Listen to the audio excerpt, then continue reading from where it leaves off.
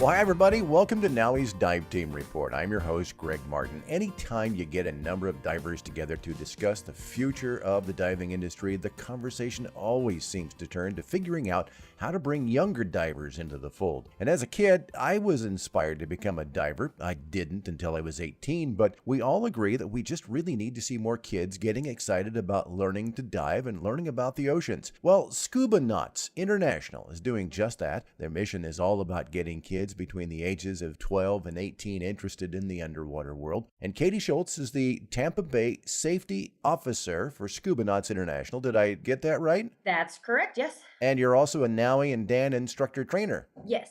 Thanks for joining us today, Katie. Tell me a little bit about SCUBAnauts and how it works. Well, as you mentioned, it is a youth organization for ages 12 through 18. And we are focused on teaching these kids not only dive skills, but marine science and different activities related to that. And our mission is really focused on building character and leadership skills in the youth and using marine science and diving as a way to do that and to kind of bring them together and get them moving in the right direction. Now, you have a number of different chapters, right? We do. We have 3 chapters in the Tampa Bay area. So I work primarily with the Tampa chapter. We also have a chapter in St. Petersburg and one in Tarpon Springs. As I mentioned in the onset, I got interested at a very early age about getting involved in diving, but I was in the middle of the Midwest, and there just wasn't an awful lot of opportunity. It has to be a little easier, obviously, when you're in a coastal type of area, right? It definitely is. I have a more similar background to you. I was born and raised in Phoenix, Arizona, so not a whole lot of diving going on out there. So it was definitely surprising to me just how many kids and how many families are involved in scuba diving in Florida. So a lot of our families come to us and they are already divers. Some of them come to us and the parents are divers, and some families come to us with no one in their family as a certified diver.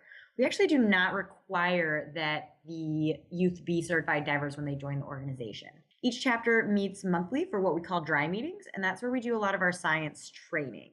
So we often encourage people to come to those for several months in a row and determine if the program is the right fit for their family and for their youth. It really is a family affair. And so if they have an interest in science, they'll stick around, and when they get an opportunity to, they will get certified and then start diving with us once they get that accomplished. So it sort of, as you're intimating here, it winds up kind of being a family affair in the long run. It really does. We do ask that all parents take an active role in the organization.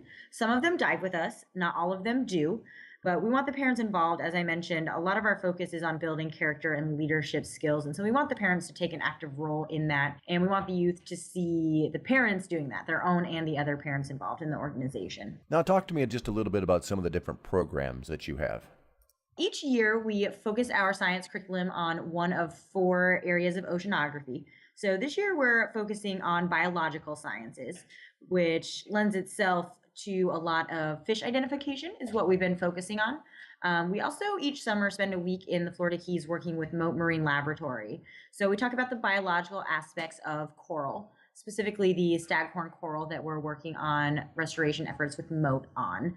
But our last couple of science lessons have focused on the form and function of fish and how to identify those when they're in the water diving. Locally, we do somewhere between 1 and 4 dive trips out in the Gulf of Mexico.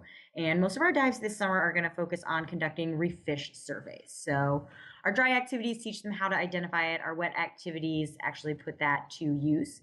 And we're hoping that as some of our knots get a little bit stronger with our identification skills, that we can actually report those into the reef database, which can be used by a variety of researchers worldwide. About how many kids go through this program in a year? Well, it's an ongoing program. So currently our membership is at about 30 knots total between the 3 chapters.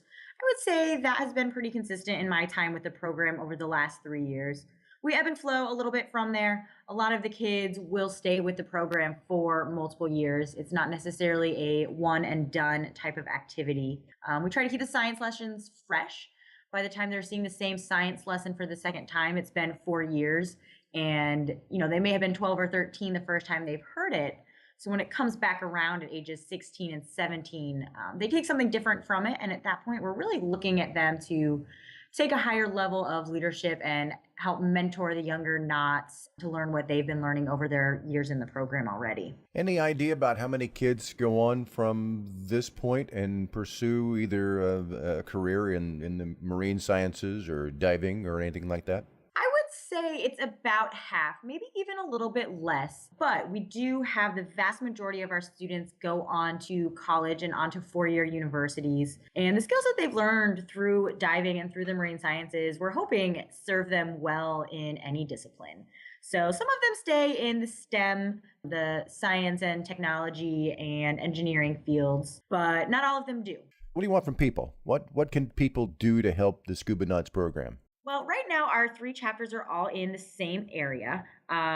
We do always need in our area dive professionals and science educators to assist us with that.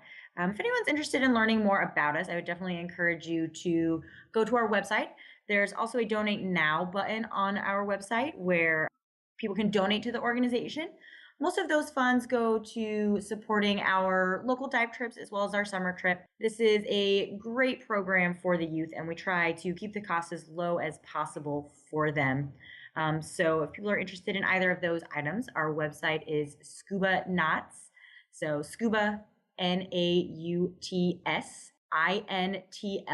So SCUBAnautsinternational.org. How about you? Well, you mentioned, like me, that you were a dry person, a dry land person. What got you involved into diving? Well, I think similar to a lot of our families in the program, my dad was actually a certified diver, but he didn't dive a whole lot after my parents had kids until I was old enough.